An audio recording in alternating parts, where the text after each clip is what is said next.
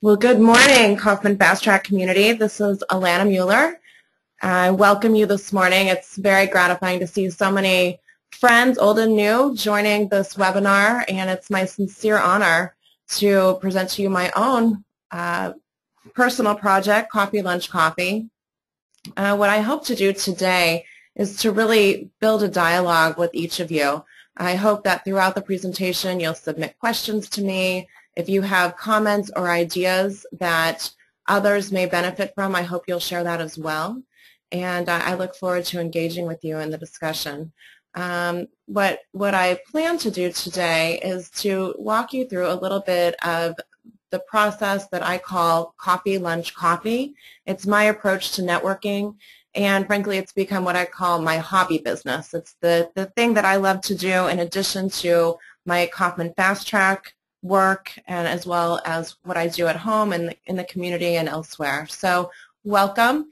There's already been one question asking whether a copy of the presentation will be available. I will make the presentation available. I think you'll discover that the slides themselves may not be very useful on their own, but when paired with a replay of this webinar, they may be useful to you. So yes, indeed, we will send out a link to the recording for this session, and I hope that you'll all partake and invite your friends to do the same. And so with that, let's get started. Whoops. All right. I often start conversations about networking by asking the question of others, how do you feel about networking? Could you honestly say that you love networking? And I'm often met with blank stares, people saying, no, I don't really love networking.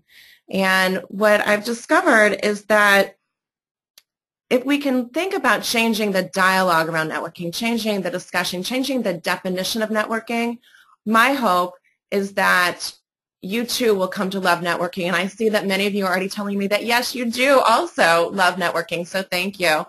There's also been a question as to whether there's a Twitter hashtag for this. You can certainly type in #CLC Connect for Coffee Lunch Coffee Connect. So CLC Connect is our Twitter hashtag today. I can tell you that for me, I've discovered that networking is clearly an essential tool for any professional, whether presently in or out of a job, for entrepreneurs, whether presently pursuing their dream. It turns out that in this economy, anywhere we are in the world, networking is a necessity. It is no longer a luxury. And it's at a time when businesses are fundamentally changing with seismic consequences for employees. The other thing I can very confidently say is that networking is not about money, and it's not about jobs, and it's not about making a sale, and it is certainly not about amassing a big collection of business cards. Instead, networking is really about building long-term, sustainable, meaningful relationships without any preconceived notion of what's down the road for that relationship. Networking is for everyone. And so frankly, unless you're a hermit, networking is for you too. Networking is all about being generous with your time, information, and resources. And I find that if you are, in fact, generous with all of these treasures, these assets that you have in your possession, that the blowback, the benefit that you will get from networking will be so profound, so much greater than what you've given, that it will have endless benefit to you for years and years to come. I know that for me, networking has become part of my personal DNA. In fact, I can't think of any morning or afternoon where I haven't engaged in some form of networking. And frankly, when I do, I feel like something is missing from my day. I leave each networking encounter smarter than when I first arrived. And that's true whether the networking encounter was a large networking event or a smaller, more intimate one-on-one conversation. That relationship is often either new or renewed, and it pays dividends for years and years to come. I've developed a process over the last, probably about 5 years that I call Coffee Lunch Coffee. And what you'll come to learn is that it's part art, part science. But what's most important is that it's the platform from which I hope to convey to you a few thoughts, ideas, tips, and advice that you can incorporate into your daily lives so that networking can become part of your DNA also. The other thing I'll mention is that the inspiration for this process can be traced back to a very specific moment in time.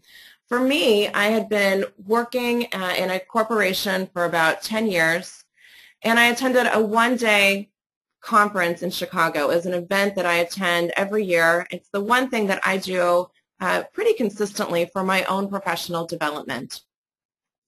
And I listened to a speaker talk about, it was a woman who I knew from business school. She had gone to business school, graduated. She left and went to work for Kraft Foods, in fact, and learned everything she could about the dairy business.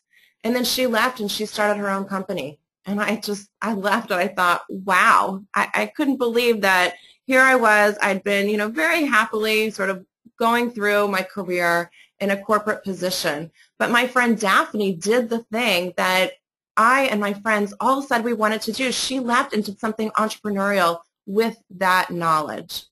And so very famously, I came home. My husband said, so how was the conference? And I said it was fabulous. I've decided to quit my job. And so you can imagine the look on his face. He said, what happened to you in Chicago? So after I'd convinced him that, in fact, I had not been brainwashed, but that, frankly, I was simply interested in pursuing a more entrepreneurial path, he was very much in favor of that. That said, when I came back to my corporate life, I'd made this decision to leave. It still took me many months to actually get up and leave, to actually walk out the door, to prepare myself for what was next.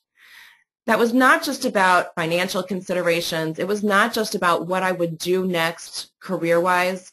It was mostly about the fact that I came back to my office and I realized that I had been so overly and insularly focused on my corporate job, on the four walls of the company that I had been a part of, that I really had no external resources, no external network to rely on.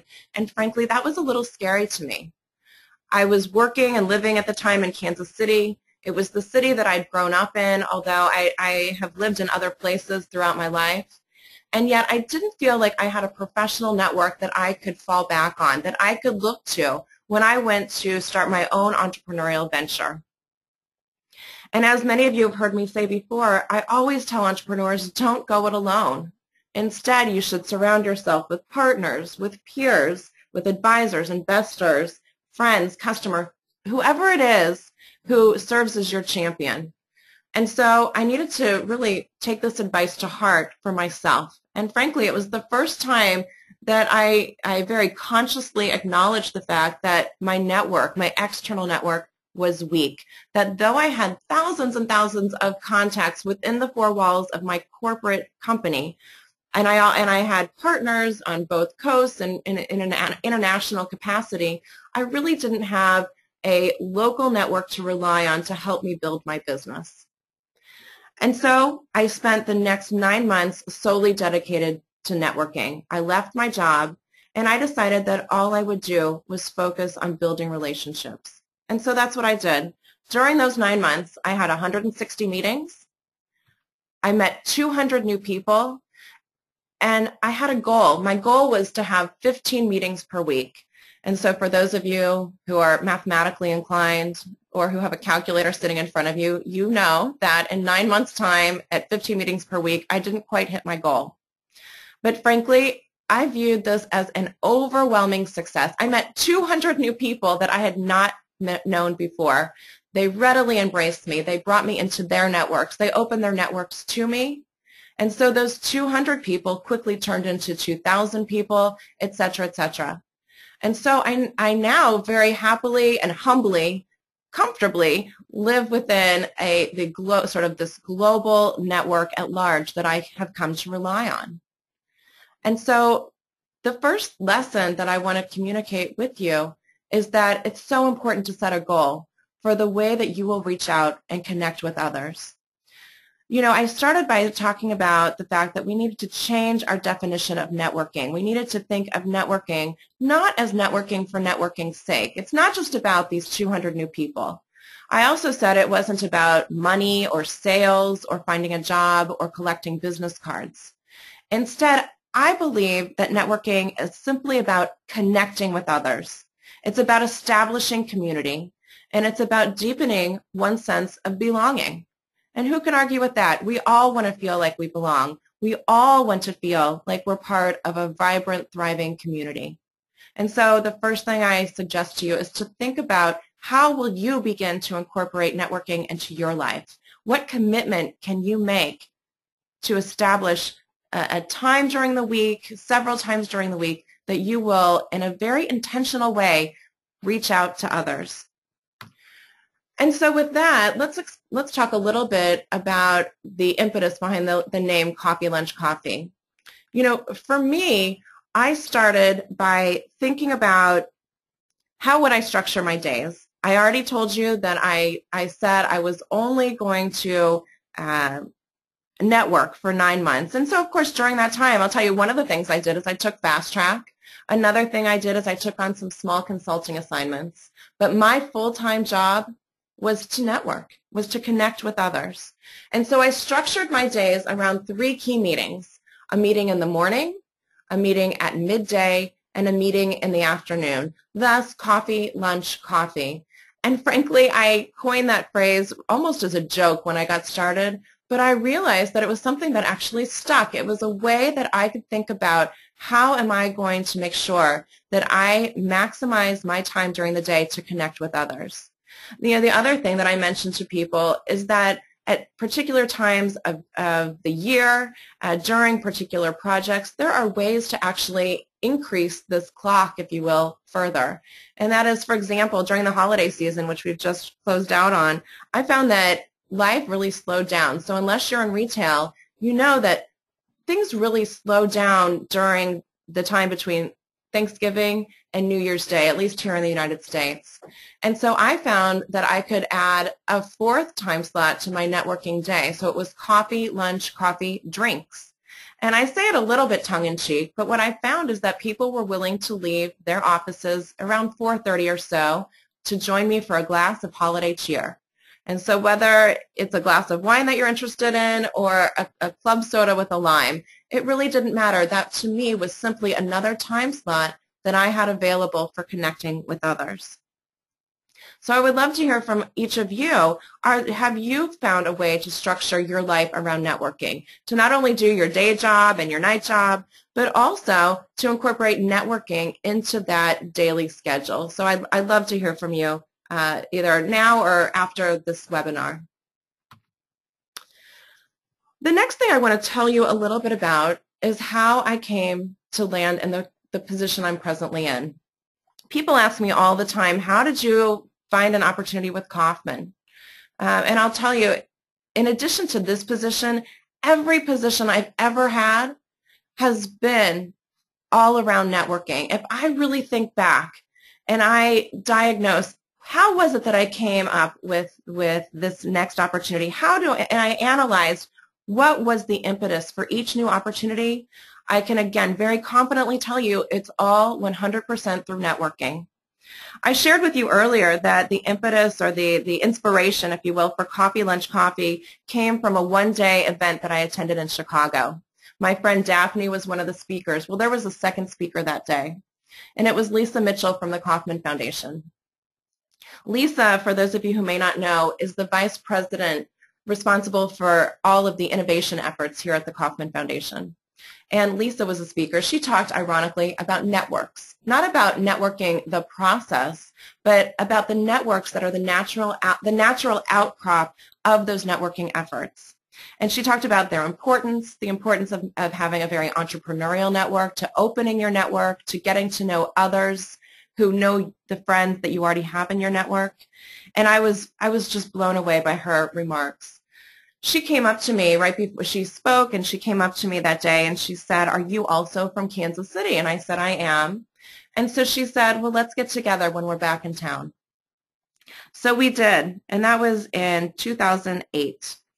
And one of the things that Lisa and I talked about is I said to her, I was so impressed with the remarks that you made at the conference, that Daphne made at the conference, the conversations that I had with some of my peers, that I've actually made this decision to leave my job.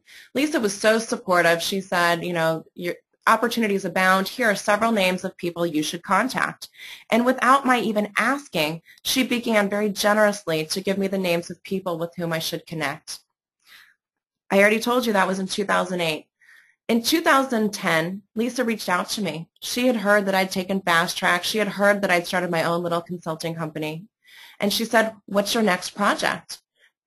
I explained to her that I was wrapping up a project that I was working on but didn't have something next. And she said, well, why don't you come to the Kauffman Foundation? We could use help thinking about spinning off our program, FastTrac. I was already so familiar with FastTrac, having been a participant myself, that I readily took the assignment as a contractor to the Kauffman Foundation. Without going into the details about what happened next, I'll suffice it to say that I engaged in that project. I spun Kauffman FastTrac out as a standalone company. So as you know, today we're a standalone 501c3 not-for-profit organization. I was invited to stay on to run the company that I'd helped to spin off. That was July of 2010. And today, Lisa Mitchell is the chairman of my board.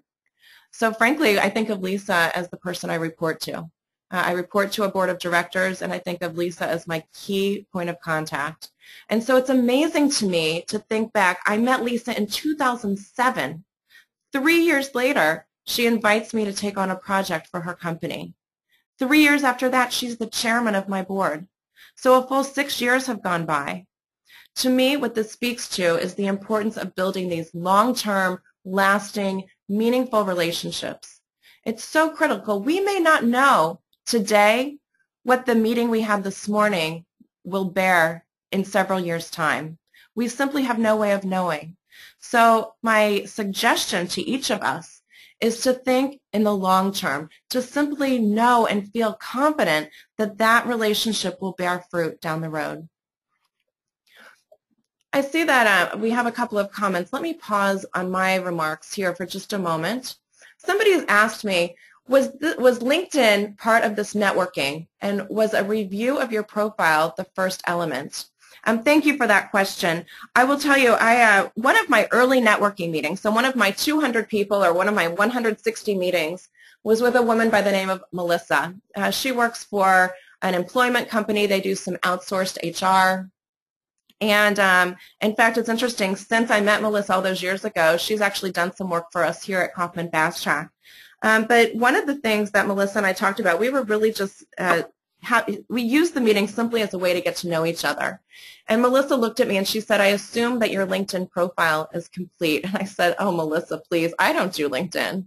And she said, okay, that's certainly your prerogative. But let me just mention to you, one of the parts of my job is in certain cases to help place people in career opportunities. And she said, of the last 5 placements that I've had to make, I've filled 4 of them through LinkedIn. And I can assure you, I ran home that day and I completed my LinkedIn profile. It's been actually one of the most critical tools that I've used in my networking life and what I do for networking. It's helped me in multiple ways, countless ways. I can't even tell you all of the instances that I've utilized LinkedIn to either connect with somebody, to learn about a business, or to connect others. I'll give you a very specific example. My first client, when I started, I took FastTrac, I started my consulting business, and my first client was a large construction company here in Kansas City. And they came to me and said, we have an idea for a business. It's construction related, but it's not in our standard daily operations. We don't have time to start it. We'd like for you to come and write a business plan. So frankly, I wrote a FastTrac style business plan for this company. And it's all around, and the topic was facilities management. Well, I don't know anything about facilities management, and frankly, it had never even cropped up in my life. But I knew that I needed to do a little research to bolster my knowledge of this topic. So there's a particular system that facilities managers use. It's called the CMMS system. And what's important is not the acronym, but what's important to know is that I knew that if I started asking around about CMMS systems, that only people who knew what that acronym stood for would let me know about it. And so I put out a question to the LinkedIn universe. At that time, I don't know how many connections I had, maybe 500. And I through kind of primary, secondary, tertiary, and beyond connections, I had access to about 4 million people. So I put out a question and I said, who knows of a good CMMS system? So Kevin in Indiana, and I don't even know Kevin's last name. I've never met Kevin. I likely never will. Kevin said, I have a 300-page research report that could be of use to you with the top 50 CMMS systems. Give me your email address and I'll send it to you. So by asking one simple question through LinkedIn to a network that branched out to over 4 million people, I was able to get the one critical tool that I did not have access to. So the long story short, the important piece to know about LinkedIn, and this is something that I go into extensive detail in the book about, is to please, please, please complete your LinkedIn profile. Complete with picture, with references and recommendations, with your work life, with your volunteer life, et cetera, et cetera. It's such an important tool, not only for people to get to know you, but for you to get to know other people. So yes. The next thing I want to share with you is another listener shared that he created an advisory committee of people that he respected and used them as a think tank to bounce ideas off of and to network with when he started his venture. I say bravo. That is a wonderful, brilliant idea. Not enough people create advisory boards. Frankly, not enough people create boards of directors, and they are so critical. We talked already about entrepreneurs not going it alone, and this is a wonderful example of somebody really taking the bull by the horns and addressing the need. All right, let's continue. So my question to each of you, rhetorically obviously, is that when is it important to network? Now that I've shared sort of my mindset, what I think about when it comes to networking, when do you suppose it's important to network? And I hope that each of you is saying, right out loud that now is the time to network. There is no better time than now, whether you think of yourself as an active networker, whether the very notion of networking leaves you paralyzed with fear. Please, please, please begin today, begin now. My hope is that you will leave this conversation with at least one tactical idea, one thing that you will do to set your very first meeting, your very first networking meeting, maybe for tomorrow, maybe for next week, whatever it is, have a goal in mind and begin to think about who it is that you will begin to connect with. So let's get started. The first thing that I always talk to people about is to put yourself in the right frame of mind. This is so important. It's important for entrepreneurs. It's important for career transitioners. It's important for students. It's important for people who volunteer. Whatever it is, go in with an attitude that you're a great networker, that you have a positive, optimistic, confident disposition. I'll tell you, and I say this especially to career transitioners and especially to entrepreneurs, if you have had a disappointment, if you have any residual resentment left over from your last job, from a failed venture, whatever it is, take all of that resentment, get a great big suitcase and pack away your resentment. Close that suitcase and tuck it under your bed and never bring it out again. I'm not even kidding, folks. The important thing to know here is that people want to be around positive, optimistic, confident people, happy people with a smile on their face. It feels good. They want to surround themselves with you when you have this as your disposition. They don't want to hear about the disappointments, the letdowns. Of course, especially for those of us who have had failed ventures, there are lessons to be learned, and that is a really positive, optimistic, and important thing to share, but done with the right attitude, with the right frame of mind, with the notion that truly a lesson is learned and a lesson can be shared with others. The second thing that I like to talk with people about is to prepare. Prepare yourself to network. Not only finish your LinkedIn profile, but do some other things as well. For those of you who have seen my book or who might be interested, the first 4 major tasks are what I call write 4 lists. And these 4 lists are something that I would encourage each of you to do. You don't need the book to begin this process. The first list is to make a list of people you already know, people you know who you want to reconnect with. It may have been years since you saw them last. It may have been last week. It may have been this morning. Whoever that person is, write it down. Somebody that you want to re-engage with, that you want to have a very specific conversation with, that you want to continue to build a long-term, meaningful relationship with. That's list number 1. And don't feel daunted by the volume of names of people you know. We all know thousands of people. Let's start with 5. In fact, start with 1. There's no reason you can't start with simply 1 person to reconnect with. Way back when I decided to leave my corporate position, I chose 5 people. And each of those people agreed to meet me for coffee or for lunch. The way that I knew those 5 individuals was really through volunteer activity in the community. I knew that they each had a business or a professional life in addition to their volunteer life, and they readily met with me. They readily shared their information, their resources, their contacts with me. And so as you might imagine, the chain of networking resources grew and grew and grew. And so make that list of people that you already know. The next list you should consider is a list of people who you'd like to know. You may know their names. You may know what type of person, but not a specific name. Write that down. Think about what types of people you'd like to engage with. This is especially important for entrepreneurs. You need to know, for example, who your customers are going to be, who your suppliers might be, who your peers might be, who you don't know yet, but from whom you could learn, with whom you could share your own lessons. And so begin to think about the names of people that you'd like to get to know. And you can certainly use list number 1 to give you ideas for who you might connect with in list number 2.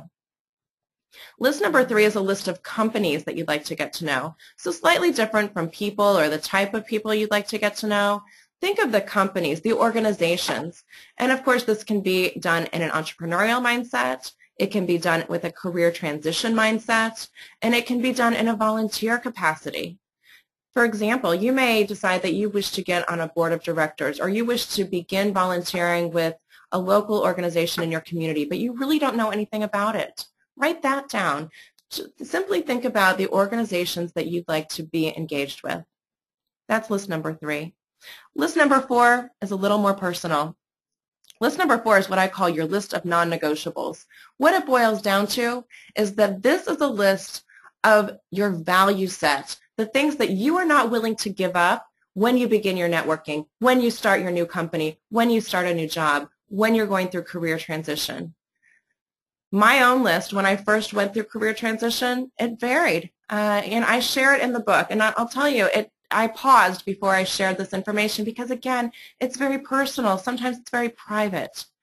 But on the one end, one of my career requirements is that I had a very specific geographic location in mind. I wanted to be in Kansas City. This is the city that I grew up in. I've lived elsewhere throughout my life, but this is the place that I wanted to raise my family. And so Kansas City was one of those value items, one of my non-negotiables. On the other end of the spectrum, though, if the Kansas City piece is a very tangible, concrete piece, the other end of the spectrum was all around culture, company culture. What kind of company did I want to build? What kind of company did I want to be a part of? And so the way that I articulated myself is that I wanted to go to a company where I had a seat at the table. So think about that. 2 very different types of values, 2 very different types of non-negotiables, but very important for me. And it may feel silly, it may seem silly to take time to sit down and write out this list, but I can tell you, at least from my own perspective, from my own experience, this was a critical, pivotal piece of helping me to understand what I wanted to do next career-wise. So I hope you'll consider the same. The next bullet, research, under the prepare large bullet here, is important. And this is a great place where LinkedIn plays a role. The idea here is once you have that meeting scheduled, once you decide to attend a networking event, research to determine who's going to be at that networking event. If you're going to a one-on-one meeting, learn a little bit about your contact before you show up. There's so many available resources on the internet. So for example, you can simply look up somebody's LinkedIn profile. You can go to their company webpage and learn a little bit more about the mission of their organization. Whatever it is, don't go in unprepared. Don't go in as if this was not an important meeting for you. Every meeting should be important. There's an opportunity to learn something, to gain something from every interaction you have with people. So please take 5, 10, even 15 minutes and just do a simple amount of research to prepare yourself to go into that meeting. The final piece under prepare that I'll talk about today is be ready to add value. Be ready to share some information with somebody. It can be something as simple as a great book that you just read. It could be a new movie that you saw, the name of a restaurant in town that somebody ought to try, the name of a handyman. It can be something very mundane, something that will simply benefit the person personally, and really all it is a conversation starter. It's a way to begin a dialogue with somebody who you're just getting to know. So that's all about prepare. And then we already talked about set a goal. I recommend starting with 1. I personally selected to start with 5 since I knew that networking was my new job.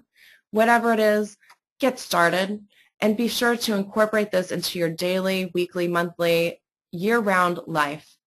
I know for me, although I had a goal of 15 meetings per week when I was solely networking, there's no way that I could do 15 meetings per week now. So I aim for 5 to 10, and I easily get it. And it's not easy, folks. I mean, this is a time-consuming, concerted effort.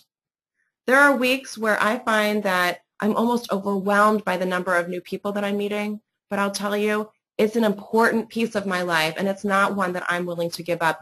Networking itself, for me, has become a non-negotiable.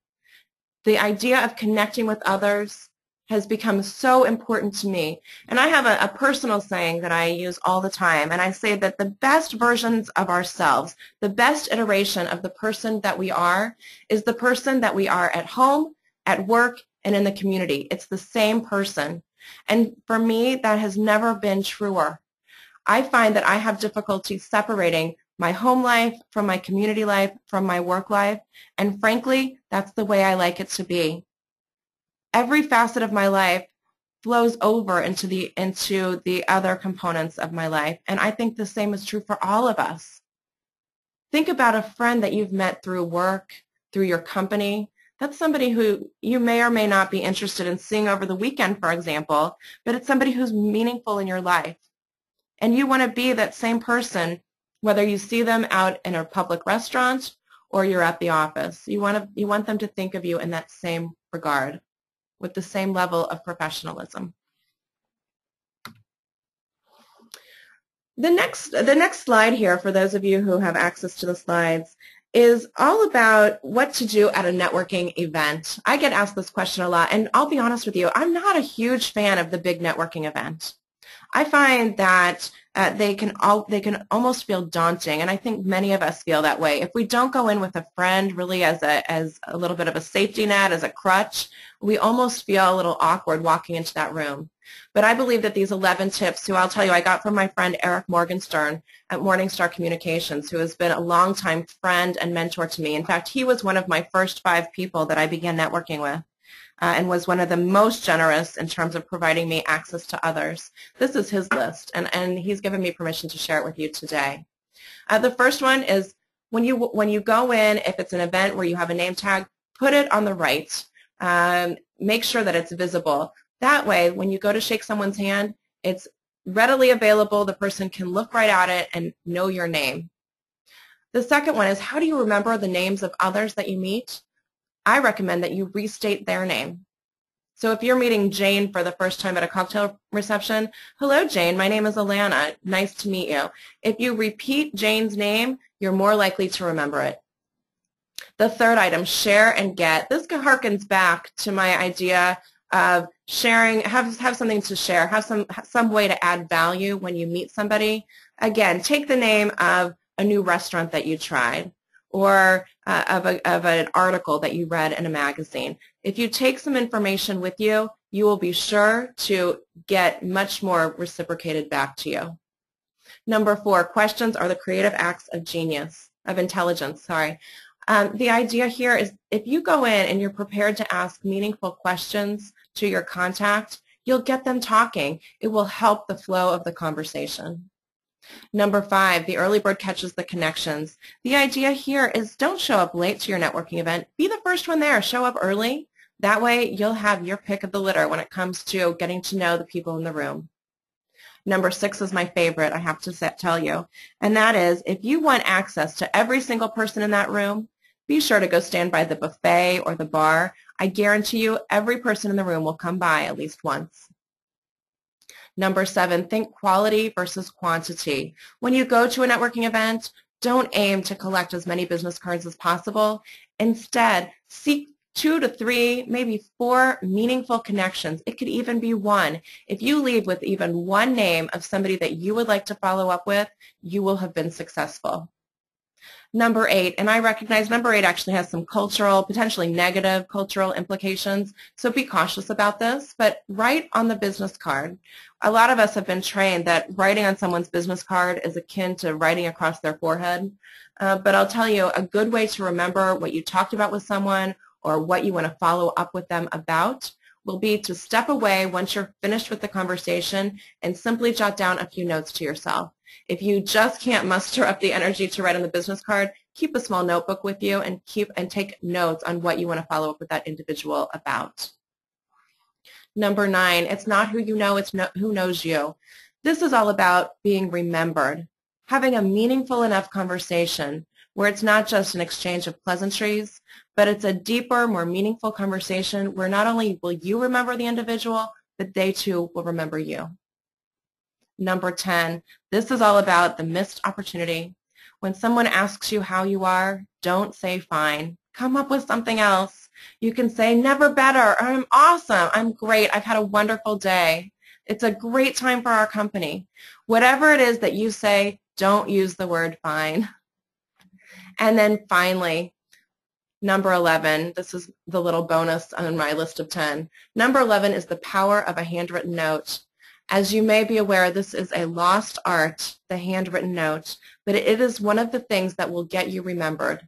If you take the time to pen a 1-minute handwritten note to somebody who you made an acquaintance with, who you'd like to follow up and continue building your relationship, you will be remembered. So few people send the handwritten note anymore, and I think it's really critical. In fact, very tactically, one of the things that I do is I keep a stash of stationery and stamps and a pen in my car. And in many cases, I will leave the networking engagement or the networking interaction, and I will quickly pen the note. It takes me about 1 minute and the cost of a stamp to then go to a mailbox and drop it in the mail. It will help you to follow up. It will help you to keep up on this, and it will get you remembered.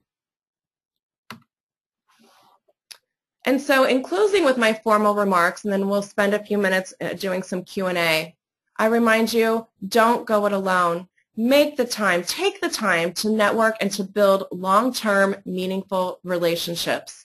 It will help you to connect with others, to build community, and to deepen your sense of belonging. The next point is that collaboration happens. If you make these meaningful connections, I guarantee you, you may not know today how it will be that you will connect with these other individuals, but I guarantee you that there will be opportunities that will abound. The more you give, the more you will get in return. As trite as that sounds, I can't tell you how wealthy I've become in terms of projects, in terms of information, in terms of resources that my wonderful network has showered upon me. The final piece is that people like doing business with people that they know, trust, and like. I hearken back to the idea of go in with the right attitude. Decide that you are a great networker, and you are. You will be. And so I encourage you to please take that positive, optimistic, confident attitude and go in ready to add value, to share your information, time, and resources as generously as possible. And with that, I'd love to take some more questions. We do have a few others. It looks like the first is a comment. She writes, with most of my networking efforts concentrated in social media networking since I'm an international company, the constant, quality, consistent networking is imperative for her company's growth, and I completely agree with that. Sure, I think social media is actually a wonderful tool. It's something that I have really embraced. I use it not only for Kauffman FastTrac, and as you see on here, I have both, I give you both my email address for my Coffee Lunch Coffee business as well as my FastTrac business. I have a Twitter account for both. I have Facebook accounts for both. I think that is really critical, but it is a tool. There is no replacement for that face-to-face, one-on-one connection that you can have with people. But again, there are tools. So even if you're not in the same location, even if it requires a Skype call or a Google Circle sort of interaction, that's perfectly acceptable. You know, when I say that I met 200 people and I had 160 meetings, some of those 200 people were not able to meet with me in person either because of geography or because of travel or because of time, but many of them were willing to meet with me by phone, to have an extensive, detailed email dialogue, and to me, I count that as a touch point. So I appreciate you sharing this information about your social media efforts, and I applaud you. Continue them, but also engage with people one-on-one to the degree possible. The next question is, what is the objective when you're meeting with someone? In other words, what are the topics of conversations? Are they personal, are they business, or are they both? Generally speaking, they are both. I find, again, I have trouble separating my personal from my professional life. They really fold on top of each other. And so there are many conversations where I may go in to talk about, let's say I go in to talk about Coffee Lunch Coffee. Inevitably, I wind up talking about FastTrac just as much as I end up talking about networking. So I think the melding of the personal and professional is fine. Some people are very private, and that is certainly your prerogative.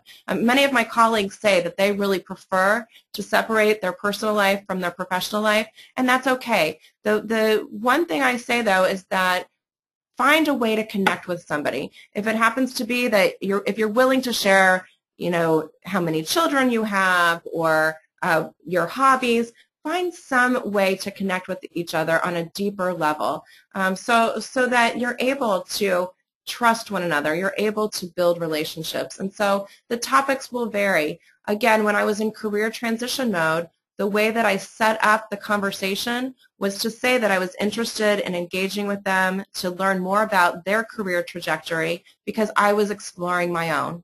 And so in the book, you will see that I give you very specifically the scripts, the email text that I used to set up meetings, and then the way that I went about actually structuring some of those conversations. But I'll tell you, for the most part, it was mostly casual without an agenda, because my hope was to build a long-term relationship. The next question is about FastTrac. Are FastTrac classes available online? The answer is sometimes. I will tell you that about 98% of our courses are offered in a live, face-to-face, classroom-style setting, but we do have many affiliates throughout the world who have multiple implementations for their FastTrac courses. So some courses are taught online. Many of them are taught in a live, online type of setting, similar to this, where it's almost a webinar-style course. So I would encourage you to visit fasttrac.org. And there is a location finder at the bottom of the screen. And if you enter your information, you will get the details about affiliates, both local and online. The next question is, somebody simply saying that they are trying to connect with others. So that's wonderful. I think that's great. Somebody else had mentioned earlier that they have not been as thoughtful or intentional about their networking efforts. I say that that's okay. Now is the time to begin. You know, connecting with others is a very human need. So even if you have not historically been engaged in networking, now is the perfect time to begin, and so that you too can become a master networker. I know that each of us has the capacity for this process, and so I invite you to engage in it. The next question is, when you already have your own business, how do you differentiate this from a sales call in the initial request, and when are you meeting with them? So again, my live sort of overlap on top of one another. You know, my full-time, fully engaged day job is sort of my 24/7 job, and that's all around FastTrac. So professionally, I think of myself as the president of Kauffman FastTrac. I call Coffee Lunch Coffee my hobby business. I enjoy speaking about networking. I do it both for myself as well as for FastTrac. And so I think not everybody will have their businesses where they overlap as much as mine do. And so this may not be an obvious thing for everyone. You know, I know individuals who have, you know, on the one hand they have marketing companies, on the other hand they have real estate companies. Sometimes those intersect or overlap, and oftentimes they don't. So simply I pull the information out that's necessary for that conversation. And so I simply differentiate it like anybody would do in any conversation by calling forth the experience set, calling forth the information that I have when I'm having the conversation, dependent on the conversation itself. So I hope that's helpful. The next question is one that I've gotten a lot lately, and I really appreciate this question. It is, when you request a lunch meeting, do you pick up the bill? You won't all agree with my answer, and I frankly, I hope that you don't, and I would love to engage in a little bit of dialogue about this. I will tell you that I think it's perfectly appropriate, whether I requested the meeting or my contact requested the meeting, to go what I call Dutch treat, where each person picks up his or her own tab. You know, we're all getting by. We're all trying to be frugal about the way we spend money. And I think that it's perfectly appropriate for each person to pick up his or her own tab. That said, there will be times where either you will insist because your contact has gone to great personal expense by giving their time, by leaving work, you know, in the middle of the day, whatever it is, to give you some of their attention. You may insist on picking up the tab. There are other times that your contact will do the same in return. And in those moments, set the stage up front if you plan to pay the bill. If they insist on paying the tab, simply say thank you. Whatever the case, I hope that you're going to write a thank you note, and if they happen to pick up the tab, that should be part of your appreciation. So again, my preference is that everybody pays for him or herself, but I will tell you there have been many times, in fact, as recently as last week, I gave a workshop on networking, and somebody said, you know, I'm sorry, I do not agree with you. If I've asked for the meeting, I insist on paying the bill, and that was their prerogative, and I fully respect and admire it. It can get very expensive, especially if you're having 5 to 10 to 15 meetings per week. The one major differentiator here, though, is if it is a sales call. If you're meeting with that individual and you've requested it because you hope to make a sale, depending on your company's policy, you might consider picking up the bill. I think that that is perfectly appropriate. We do that here at FastTrac as well. And so I think it's, again, it can be very situational as well. I hope that's helpful. The next question is, I've always struggled to remember people's names after a meeting. Do you have any suggestions?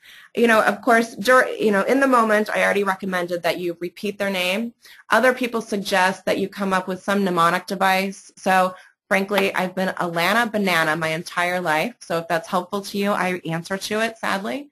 But I'll tell you, if you can come up with a way to put a name and a face together, I think that can be useful with some sort of mnemonic device.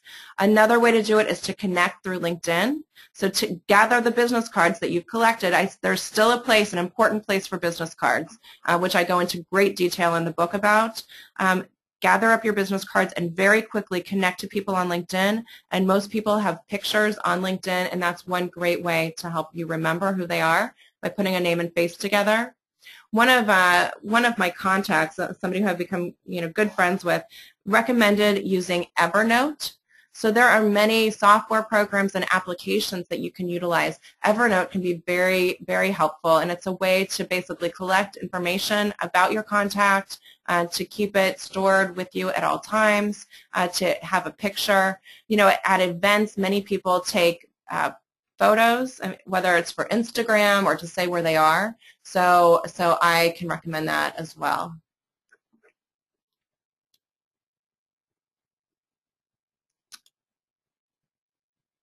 Oh, this is interesting. So somebody says, do you think it's possible to quantify the social capital that comes from networking?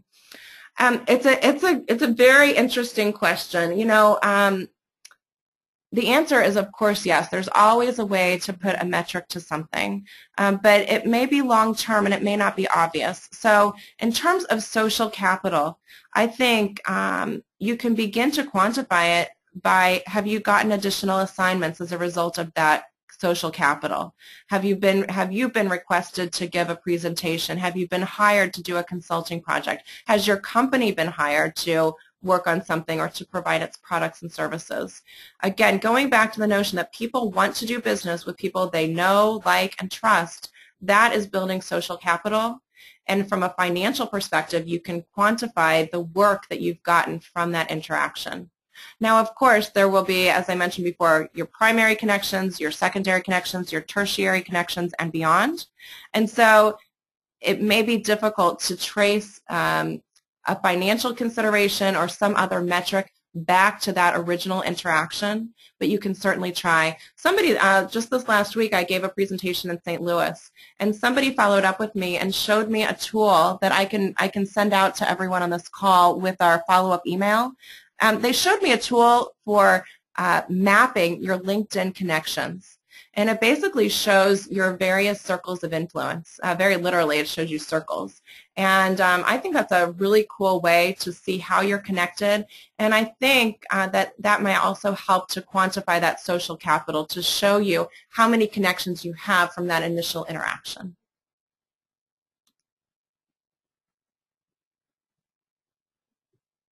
The next question, and this will be one of our last, is what sorts of things did you say to people to get them to agree to meet with you for coffee? I worry I will just sound like a salesperson. Okay, well, if it's a sales call, I think you should be upfront about it. I think it should be all around, I would love to meet with you to learn more about your business and to see if there are any needs that I can help address or any problems that I can help solve. And so I think that you should be very upfront about a sales call. That said, especially for salespeople, I think networking is so critical. And so the way that I have said it, my husband is in sales, and the way he says it is, I would simply like to get together with you to get to know you better and to tell you a little bit more about my business and to learn about yours. And so I think if you're very direct about why you want to get together, I think that that's great. It can be whether there are so many people in our lives with whom we interact. I'll tell you, there is a fellow who works here at the Kauffman Foundation. He sits 2 doors down from me. And I had never spoken with him before.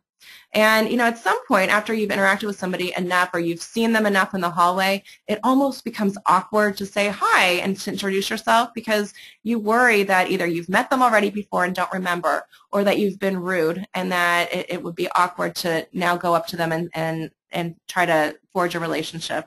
Well, I'll tell you, I started thinking about this recently, and I simply knocked on his door, and I said, Sam, I'm embarrassed to admit we sit 2 doors away from each other and we've never met. I would simply like to get to know you and to learn more about what you do here at the Kauffman Foundation. And he was so gracious and generous, and of course we met and had a wonderful lunch together. We found many points of intersection, many connections that we had in common, and it was simply sort of putting on that brave face and asking for the meeting. And so I think you can simply say, I'd like to get to know you better. Again, this is a human need. There's a human need to connect with others. And so that's why I think networking is so important. There are several other questions, and I regret that we're out of time to answer them all. I commit to you that I will gather these questions and I will respond to them in writing. I'm also happy to talk with anyone if we need to go into greater detail. It's been a sincere honor and pleasure to talk with you this morning. I hope that you will consider subscribing to my blog. It's at coffeelunchcoffee.com. If you're interested in diving more into the book is also available on my website at coffeelunchcoffee.com. It's also available from Amazon and from some other online booksellers, so I would encourage you to consider that. And please follow both my tweets as well as FastTrac's tweets. My Twitter name is Alana Muller. FastTracs is simply FastTrac, and we invite you to join us. It's been an honor. I do want to mention our next author series is coming up on February 13th. We will welcome the wonderful John Jantz to us. He's going to talk about his new book, The Commitment Engine, which is a wonderful tool for entrepreneurs. He talks a lot about the importance of really putting your whole self in. And so I think especially for entrepreneurs, it's a critical read. So I hope you'll join us for that. We will be sending out a follow-up. As I mentioned, this session has been recorded, and in our follow-up message to you, you will receive a link to the recording. I thank you for your time, engagement, and attention. Now go out there and network. Thanks, everyone.